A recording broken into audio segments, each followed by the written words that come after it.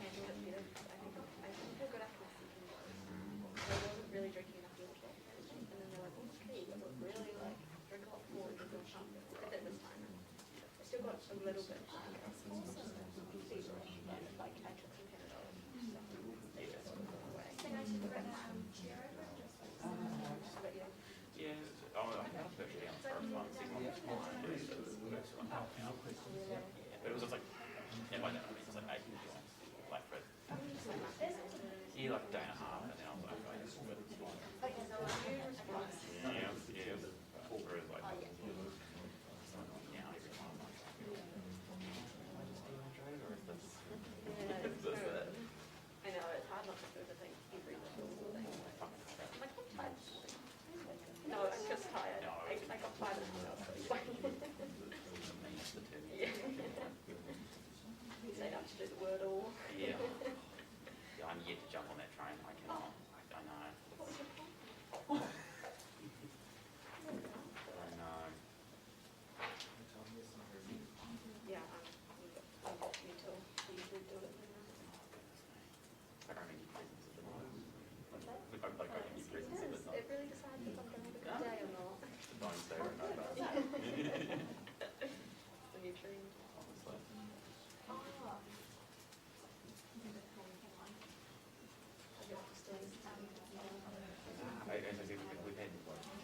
We had people like, they were like, I was doing some of this, but we've not had anybody get at Divine or on it. I'm working from home. Yeah, I mean, I was. Yeah, oh yeah, like, Hayden, I'm now hearing you. Yes. so like, So you don't like take the car or something? we're doing it at the moment. Yeah. But, Usually. oh, sorry, like the work, no, like I said, like, no, I mean, if I wanted to, but it's not the same. Until I go into that. Yeah. Yes, whereas like, well, you can't get that for Okay, that's good. but then it's like, In terms of cost, like, no, I'll just like try for cars like to drop like, like at the moment what I'm doing, we're trying to be off that, an R&D car park, which usually we're not like, because I've been on shampoo. Yeah. But then, it's like, nobody's here, and also like, what do you want me to do? You know? And then I just get the BJ car. That's good. You never really need to go, well, that's not, just charge them for fuel. Yeah, fair. Oh god, is it $3? Well, mine is, because mine takes the, yeah, my car takes 95, so it's $3.18. Catch that. As I know. It's really safe now, though. Diesel has a bit more production. Honestly, yeah. But it's alright, I drive my partner around quite a bit. So she doesn't miss the half. Yeah. No, I'm just, it's 1 minute. But yeah.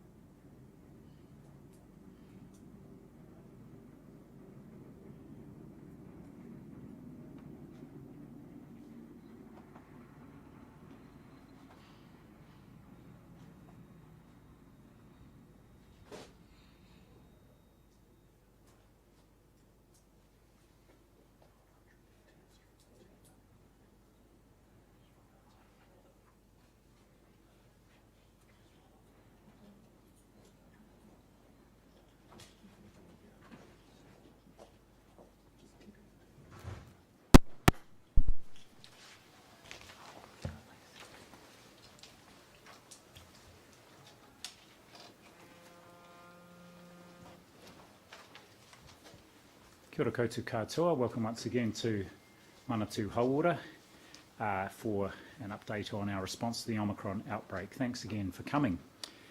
So I want to update you on the shift to phase 3 today, how that's going across the health system, including the shift from PCR to RAT testing, and also the current impact on primary care and on hospitals. First, I will give a quick outline of the current situation. The 1 o'clock media statement will have a comprehensive summary of today's cases, vaccination and so on, so that will be coming out as well. So today we're reporting nearly 20,000 new cases of COVID-19, with 373 people in hospital, 9 of whom are in ICU, and just under 100,000 active cases across the Motu. Now, I know that such a high daily case number can be concerning for people to hear, and many of us will have whānau members who now have COVID-19. But it's important to remember that COVID-19 now is a very different foe to what it was at the beginning of the pandemic. And with 97% of new people over 12 years of age who have now had at least one dose of the Pfizer or another vaccine, for most people, COVID-19 will be a mild to moderate illness that can be managed quite safely at home. The big shift in moving to phase 3 is the change in our approach to testing. PCR testing has served us incredibly well for just over 2 years as we have sought to find and respond to every case of COVID-19 at the border and in the community.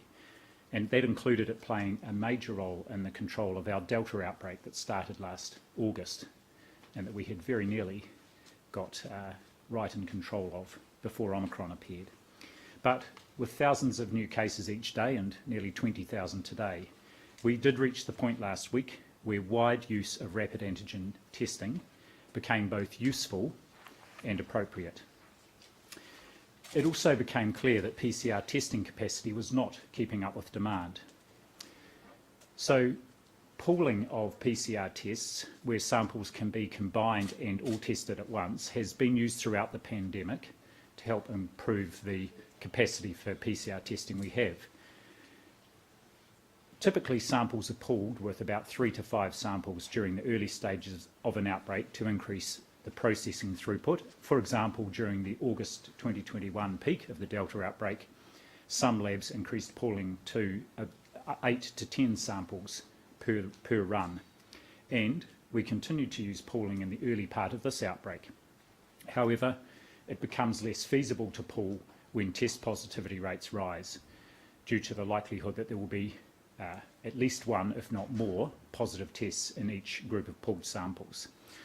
For example, last Thursday, that's 2 Thursdays ago, prior to the wider rollout of rapid antigen tests, 17 of the 20 DHBs across the country recorded positivity rates of more than 5%. Now, it's important to point out that prior to the 7th of February, so less than a month ago, none of our labs had ever exceeded that 5% threshold. The swift increase in positive cases right across the country effectively prevented labs from using pooling in the space of just a couple of days. At the same time, lab capacity was being affected by some other factors. There was lab staffing capacity as a result of the prolonged workload in responding to the outbreak and people needing to be rested. There were vacancies and some lab workers also tested positive for COVID-19 and couldn't work. There were some limits on reagent supplies because of global supply chains. All of that means it's now clear that we overestimated the number of tests the lab network could actually process once Omicron began to take off, and take off it did quite rapidly. So the rapidly increasing case numbers across the country and these other factors has led to a delay in the processing of around 32,000 samples. I've been working closely with the Minister and explained this situation to her, and our team's been working very hard over the last few days with the labs around the country. And I want to apologise to people whose tests results have been delayed. In some instances, but so saying, our labs are committed to processing all those tests. And those people will get a result even though it's been delayed. We have sent text messages out to those people whose results have been delayed, encouraging them, if they still have symptoms or have developed symptoms, to go and get a test. And of those who received the text, around 12,000 had gone and got another PCR, or most of them a rapid antigen test. So when those results come back for people, in some instances, the result may be less sensitive than usual due to the delay in processing. There's a loss of sensitivity that may affect the negative result, but all positive results will be a confirmation of COVID-19. If we had recognised this delay a little earlier, we may have been able to better redirect and share capacity around the network. But once the samples are in a lab, it's very hard to take them out because they're in the system and move them to another lab. We've also used other things to help reduce this backlog, including sending just over 9,000 tests to Queensland over the weekend to be processed to help clear the backlog. I do want to emphasise that the delays are not the fault of our labs or the staff there. They have been working incredibly hard right through the pandemic and have done phenomenal work over these last few weeks. But we're addressing the situation. And just again to emphasise to anyone who had a PCR test on the 23rd of February or earlier and who is still waiting for your result, if you have symptoms still or have developed symptoms, then please go and collect a rapid antigen test from your local testing centre, or you can contact Healthline for advice. We are sending a text message today to all those who are affected. And again, most of these people have already had an earlier text message. So the shift to phase 3 and to the use of rapid antigen tests has made an immediate impact on relieving the pressure on our labs, and a big drop in the use of nasopharyngeal swabs and samples arriving at our labs. So it's got down to much more manageable level over the last 24 or 48 hours. We've seen strong uptake of rapid antigen tests by people with symptoms or who are close or household contacts, by organisations who provide critical services, and indeed right across the health system, to test both staff and people coming into hospitals and into other places like aged residential care to help supporting the safe delivery of care. General practices and urgent care clinics across the country, and particularly leading out in Tamaki Makaurau, are rolling out supervised rapid antigen tests, and they will now have unsupervised tests to hand out to people. And if people do need to pick up rapid antigen tests, the HealthPoint website has an increasing number of sites on there, or places on there, where you can go to collect them. Already more than 40,000 people have self-reported a positive rapid antigen test result. And in fact, of the nearly 20,000 cases today, only a couple of thousand of those were PCR confirmed results. The rest were people self-reporting rapid antigen test results. This is incredibly important for us understanding the extent of spread. And I want to thank those who have, and encourage everybody who returns a positive rapid antigen test to please upload that result online through My COVID Record. We now have plenty of rapid antigen tests in the country. We distributed over 5 million around the system in the last 7 days. We have 12 million in our central stores, and we're expecting over 16 million to arrive this week. So we are well supplied. The challenge is distribution, with some of the logistics networks staff being affected by the outbreak, but we are getting tests out as quickly as possible around the community. And just for those people who are going to pick up rapid antigen tests, what can you expect? Well, if you're unwell with symptoms, you'll be offered testing kits for yourself and your household and whānau who may also be contacts. You will be given enough for 3 tests per person, and provided on guidance how to undertake the test at home and how to record this in My COVID Record. That's if you go to a GP. If you go to a community testing centre, you will be given 3 tests per eligible person. Whereas if you go to a place where, for example, you're a critical worker and you go to a community pickup centre, they can be pre-ordered online, and you again will be given 3 tests for everyone in your household. So we're not just giving them to the person who is the case, they can take them home for their households to use. Okay, in phase 3, our health system has been preparing, and our hospitals are keeping up with the demand that is there. Again, 373 people in hospital today. What was seen in the Auckland region over the last few weeks is that the average length of stay in for people in hospital is quite short, 2.2 days. This is around half of what it was during the Delta outbreak. So people are going in requiring some care, mostly on the ward. The vast majority of people are not requiring any respiratory support either on the ward or in the ICU. We have good capacity across our hospitals are ready for this, and they can look after other illnesses. So please, if you are unwell and require care, ring Healthline, see your GP, or if it's an emergency, please do go to the hospital. At the moment, our hospitals across the country are about 80% of occupancy, which is actually a bit lower than it has been, and our intensive care units about 57% occupancy, so we have the capacity there. But only a small proportion of people with COVID end up in hospital.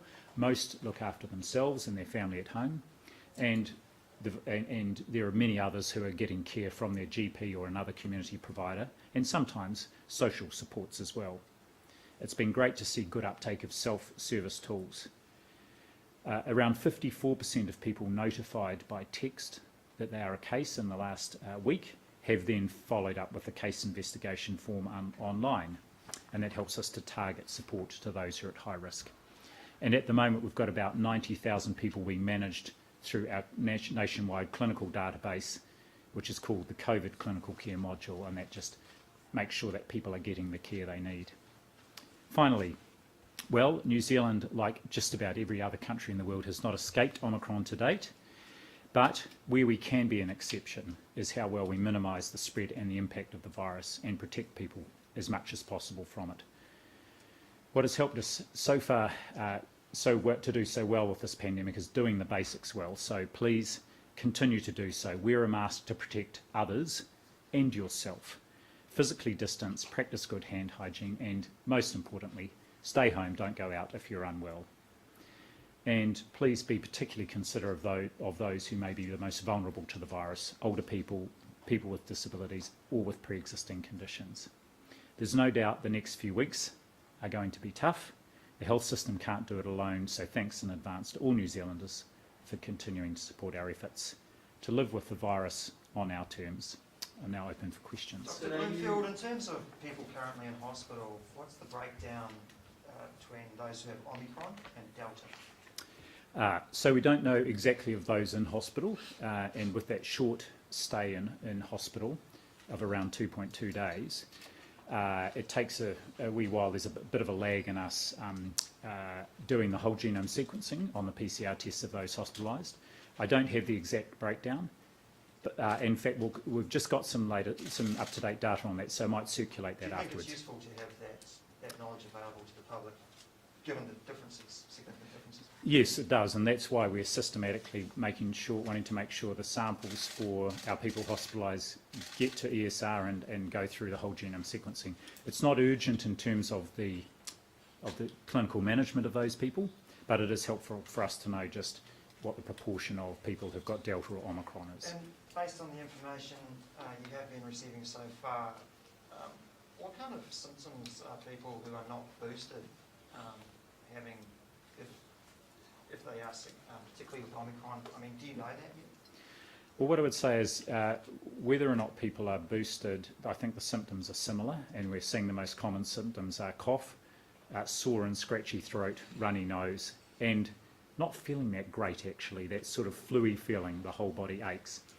But what we do know is that people who are not boosted are more likely to be symptomatic and more likely to experience more severe symptoms. On symptoms, are you aware of any new symptoms? We've heard that children and adults have been presenting tummy bug-like symptoms and testing positive. Are you aware of those kinds of symptoms? I've seen some reports of gastro tummy symptoms, particularly in children. And we have seen that throughout the pandemic. Some people have what we call these atypical symptoms.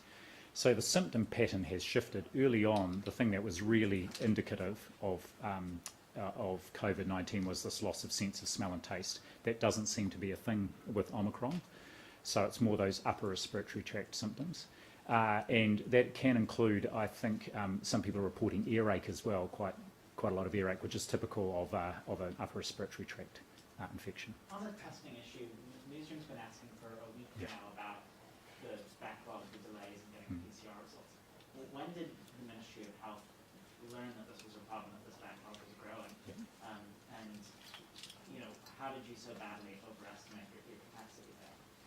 Yeah, so, and thanks, and we have replied an initial response, and there's a follow-up response I'm going to work on with the team after this. So I think there are two things I would say. First, the pooled capacity is something that we've been able to use to date, and so we've seen even in the Delta outbreak we were able to surge up to around 40,000 tests a day, and we had been increasing the capacity across the labs, such that the surge capacity was up around 70,000, which can be sustained for a few short days, but that's very much pooled. Our unpooled capacity, as it transpired, we were aiming to get to around 39,000 tests a day by the end of March. And in one of my earlier statements, I may have given the wrong figure. I'm going to check with the team. But at the moment, it's around 30,000. But even to date, we've not really seen the volumes get that high, up to that 30,000 level. So we've been working with the labs to understand what was the gap. And I've asked also for an external review just to see what happened through that. And it's a combination of things. It was staffing vacancies and staff being off. Some of the new machines that were due to come in were delayed, and also there were some delays around reagents. And in terms of your question about how long we've known, really it's emerged over the last week, but became particularly obvious and acute late last week, and we've been working on it right through the weekend to see just what the opportunities were to move samples around to address the backlog. Do you expect to see a sort of short-term bump in case numbers as those PCR tests are processed, or should it not really make a huge difference to the shape of the curve? Yeah, look, I don't think it's going to make a huge difference because most of our positive results now are coming from rapid antigen tests. And so let's say there's around 30,000 samples to be processed with a positivity rate of, say, 5% and spread over several days. I don't think it's going to make a huge difference in our case numbers each day. And what is pleasing to see again is that we're seeing widespread use of rapid antigen tests now. We've got high prevalence in the community, and that people are actually reporting those results. That backlog, you said it was around 32,000 at one stage. What's it at now? That's where it's landed at, is up to 32,000. So that's the backlog of samples that are at 5 days or more that are now being worked through by labs right across the country. What was it at its peak when it was Around 50,000, but again the teams have been working over the weekend on this, and that included sending some samples to Queensland, making an arrangement for some to be processed there as well. Dr. Bloom? Hundreds of staff are sick or isolating across the health sector. Can you be sure that the sector will be able to cope with rising cases? Yes, I am confident. We've prepared for this, and of course one of the things we really want to do is reduce the amount of other care that COVID displaces in primary care, general practice, as well as in our hospitals. And the first thing, of course, that gets delayed or deferred is our planned care elective surgery, and we're seeing that particularly in the Auckland region. And that will happen across the country as they deal with an increased number of cases. But our hospital capacity is there, our ICU capacity will be sufficient. But again, the number of cases, the number of people that end up in hospital will be directly related to the number of cases we have, and we still want to try and keep that peak as low as possible. So people avoiding spreading the virus is important for our health system to be able to cope. Do you have an idea of what that figure is of the clinical workforce that is out for COVID-related reasons? And also, I guess, that limitation of surgeries and stuff, like what the percentage of that's also being impacted? So I did hear a figure today. I think Middlemore were reporting around 15 or 20% of their staff who were not at work today because they were cases or they were household contacts or looking after others. And so what the hospitals do, and this is something they experience every winter because staff or staff family members go down with winter illnesses. So they've got the plans in place to move staff around and to reduce planned care right down. So you're comfortable with about 20% loss of staff? Well, I think that what I would say is that the DHBs have planned for and have plans in place to manage that. And what we do know is it will be particularly acute at this point in the outbreak and over this next week or two. And again, so the wind back of planned care will be temporary while they need to focus the beds and the staff on looking after people who are acutely unwell, and also to cope with the staff who are off work. What if any use will there be for a 2-dose vaccine pass in the traffic light system after Omicron peaks? Well, that's something we're looking at. There are three things that are really closely related. One is the COVID protection framework, and where we go once the Omicron has peaked, and in particular because it's very much predicated on the vaccine pass. So the second issue then is what does up to date, being up to date with one's vaccination mean now with Omicron? It seems really clear that includes a booster, so it's looking at that. But third is just what will the role of vaccine passes and indeed vaccine mandates be, because they're closely related once we get through this Omicron peak. And as the PM signalled, these are all matters that are up for she's sought advice on, including from Professor Sir David Skegg's group, but also we are looking at those to provide that public health overview as well. How much does the protest activity influence your advice on that matter? Not much. Sorry. It's taking critical workers in Wellington more than 2 hours to access rapid antigen tests, and GPs are also reporting that they're facing delivery delays. When will that access get easier? Yes, I noticed there was a story in Wellington today, and I saw a photo in one of the publications of people queuing. So I talked to the team, and the issue again is not so much supply; it is the distribution out, and we are working every day with our district health boards to make sure there are plenty of rapid antigen tests out where they are needed. So we are addressing those sort of delays as they arise. But does there need to be another site though? If it's taking hours for people to access? Yes, it may require another site or more staff at the sites. And what we've seen with PCR testing is the labs are the DHBs are very good at surging staff in if they need to. So I'm confident they will respond to the queues, and also we're able to respond with getting more rapid antigen tests delivered out. I'll just sweep across this side. What's the latest advice on the BA2 variant, and is that becoming widespread in the community?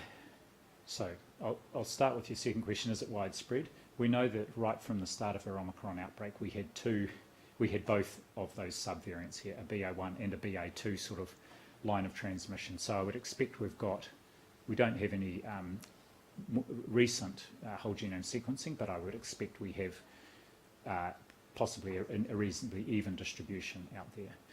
I think in terms of what's the latest on it, one of the things that we've seen from Denmark is that, first of all, the vaccine seems to be just as effective, which is good, regardless of the subvariant. And also that if people have been infected with the BA1 subvariant, that provides a high level of protection from being infected, cross protection from being infected again with the other subvariant. Actually, just on that, do you still need to isolate if you've already had COVID? So just say your flatmate has it and you don't get it, but a couple of weeks later you do. Does that person who was originally COVID positive have to isolate again? No, they don't need to for a period of some months. I'll just say some months because this is new to us, but they would have a high level of immunity and of course be at a very low risk of being infected and therefore at a low risk of infecting others. So this is a question that's been asked of me, so the advice is if someone's recently had an infection within the last 2 or 3 months, then they don't need to isolate again with a household family member. And while we're on the topic, we are looking today again at the period of isolation for both cases and household contacts, currently 10 days, to see if that might be able to be reduced. Our team is looking at the evidence again, what we're seeing from our outbreak in terms of the risk, and we'll be providing advice to ministers in the next day or two on that Would as that Mm. well. possibly be going down to 7 days? Would you be comfortable? Yes, it could be, and again, it's whatever the period of isolation is always, you're just taking a slightly increased risk that someone might still be infective at the end of their infection period. But of course, with the situation we've got with so many cases, and also we're seeing quite a big impact on critical services, that trade-off is there to be made. So I've asked the team to again look at just where the balance of risks and benefits is at the moment. In terms of staff at hospitals who have been infected, do you have a sense of whether that's from transmission in COVID wards? You know, are staff who are treating COVID-19 patients getting infected that way? I don't have any information on that. I'm really confident that staff over the last 2 years, particularly in those Auckland hospitals, have got really good at the use of PPE to protect themselves and, of course, their infection prevention control procedures. So I suspect, I would say that the vast majority of these people are likely to be being infected in the community because that's where we're seeing infections happening. The outbreak has sort of been described as multi-speed, with Auckland having a lot more of the brunt of it now. Do you expect that elsewhere, other regions in the country will see a similar proportion of their population infected as in Auckland? It'll just come a week or two from now. Yes, I think that's what will happen, and there are two things about that. First of all, that's what we see with flu every year when it's here. It sort of moves its way usually from north to south through the country. And second, it also gives us the opportunity to, for the rest of the country to learn from the Auckland experience. So we're arranging sort of seminars and webinars so that Auckland clinicians can update their colleagues around the country in different specialties around just what they've learnt and how they can prepare and also manage when they do get that wave. Could that epidemic curve sort of look like a sort of a two-humped one then, with sort of Auckland peaking and slowing down and the rest of the country coming up and pushing back again?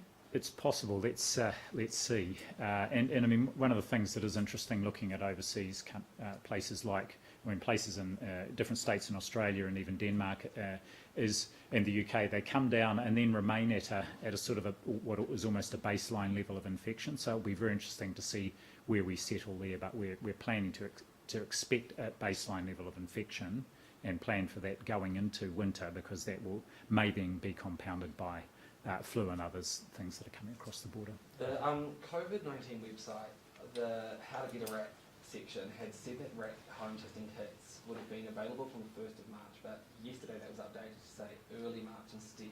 What's happened there? Do we not have enough to send to people at home? If you know, it might be home. So if we're talking about testing kits that people can self-administer that are available, they've been available from last week through the community testing centres. They're the ones that are being given out.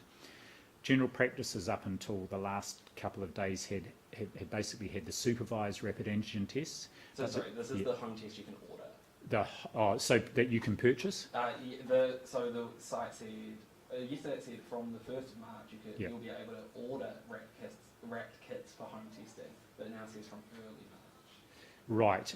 Well, if it relates to people being able to order them to be delivered from the system, I'm not sure. I'd have to come back to you on that. What I can say is that rapid antigen tests are now available retail, and some retailers are making those available. And for many of those, like I think the Chemist Warehouse, you can order them and then have them online and have them delivered. For a pack of 5 though, that's $45.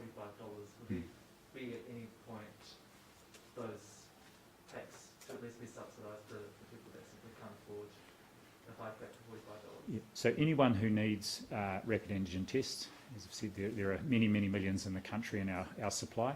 Anyone who needs them because they're a case or a household contact or as part of that critical worker exemption scheme is able to access them for free through a range of places. What do you make of one of the protest groups which is calling on people to refuse to scan and wear masks, basically encouraging people just not to comply with any of the current health advice or restrictions around COVID-19? Well, it's irresponsible, and it's really important, as I finished with my opening comments today, that we keep doing the things that have served us incredibly well to date and have meant that our death rate's one of the lowest in the world, and that is people getting vaccinated. Thank you, everybody. Fantastic effort, and our boosters are going up every day. Keep scanning. Masks are incredibly important. Please keep using them to protect yourself and others, and physical distancing. So that's the message from me. Realistically, sorry, I'm just following that up. Realistically, are you concerned that there's a percentage of the population, maybe it's 5%, maybe more, maybe less, that are just living in this parallel reality where nothing you say seems to be getting through?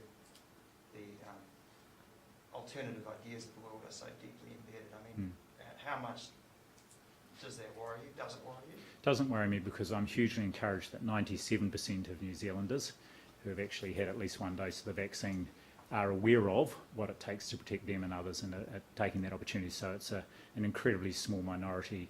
So I think that that's fantastic. It's world class. Do you think that the people who are in what you say is 97%, do you think it's their civic duty to engage with those who still believe COVID doesn't exist or believe in those theories? Is there anything that can be done? Well, I think that if I can just encourage them to keep doing what they've done and keep doing what they're doing, that's what will get us through here.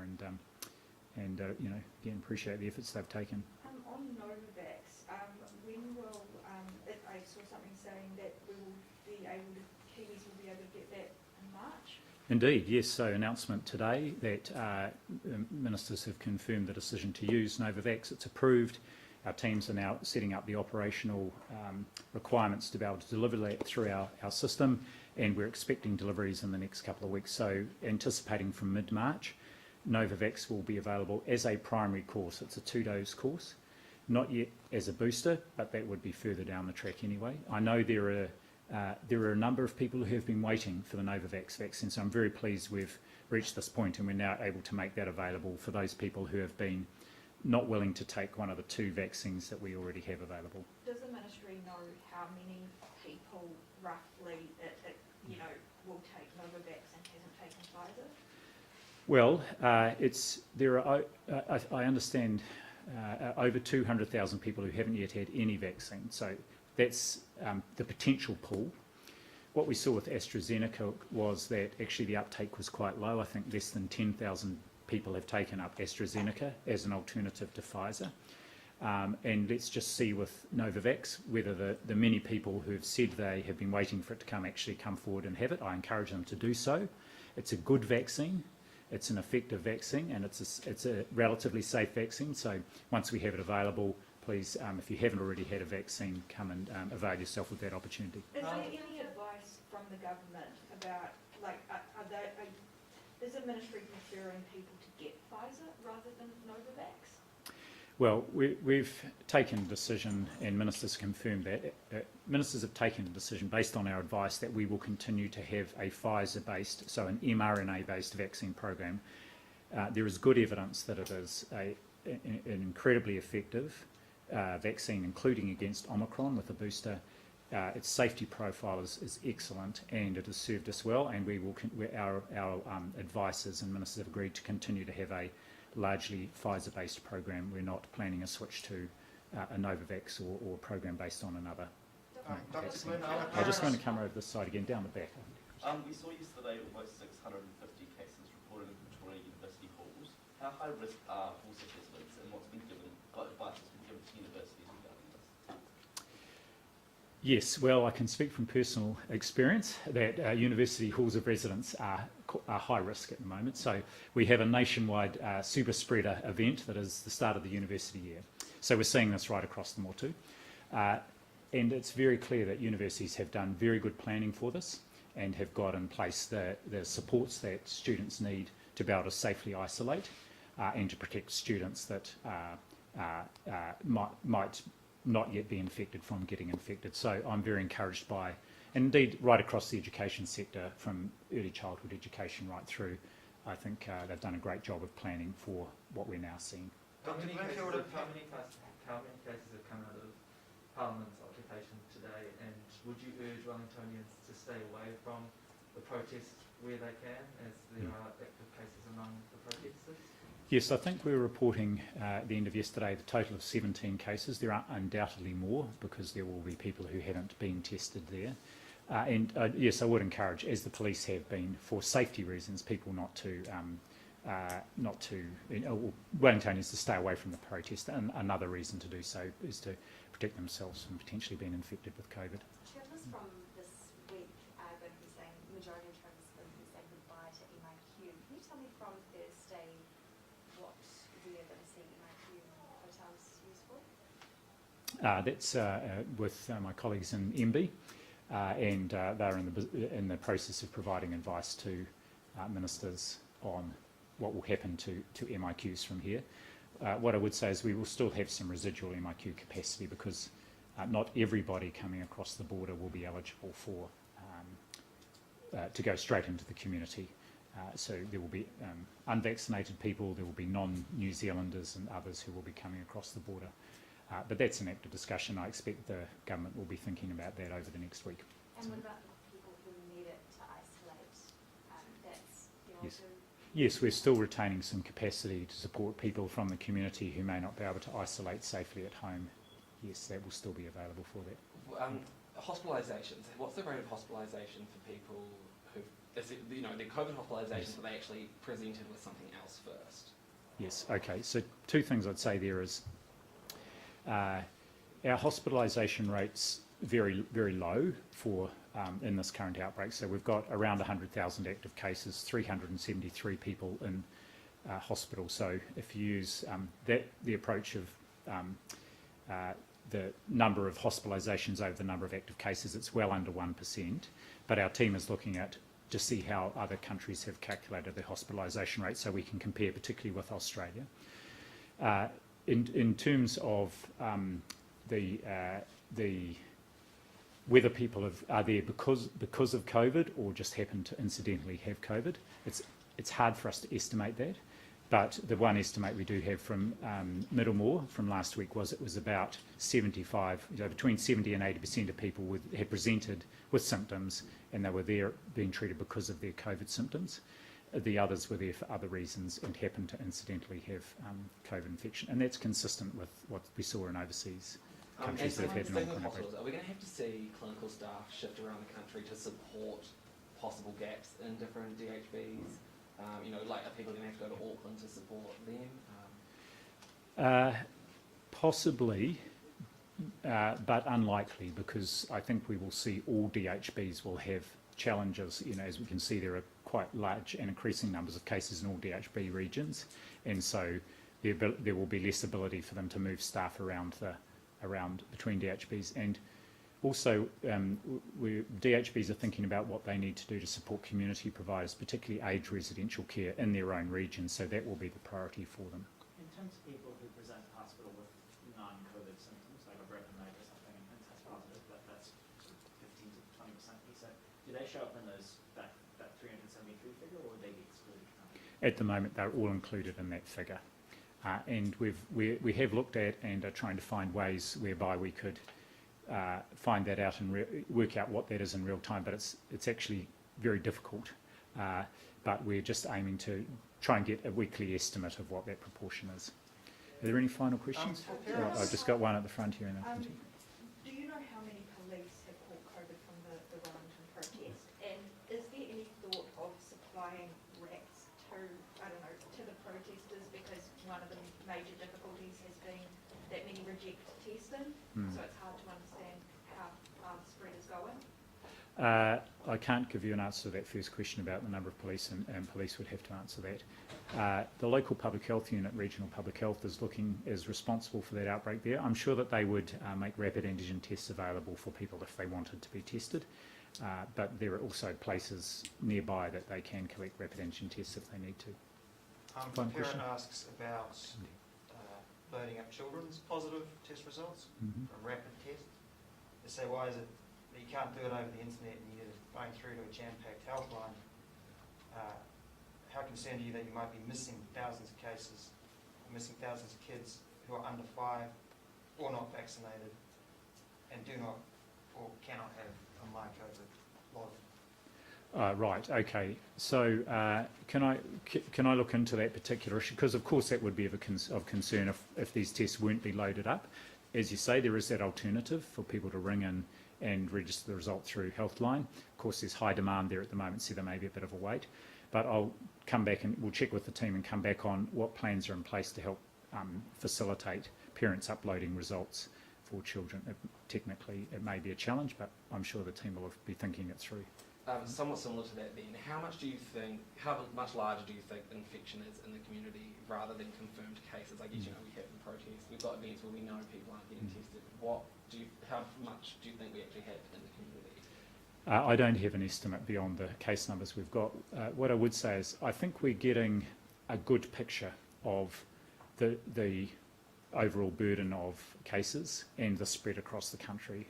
And if I look at Denmark, which does a lot of testing and has had high rates of testing right through up to 180,000 tests PCR capacity every day. I think they've settled at around 40,000 infections a day.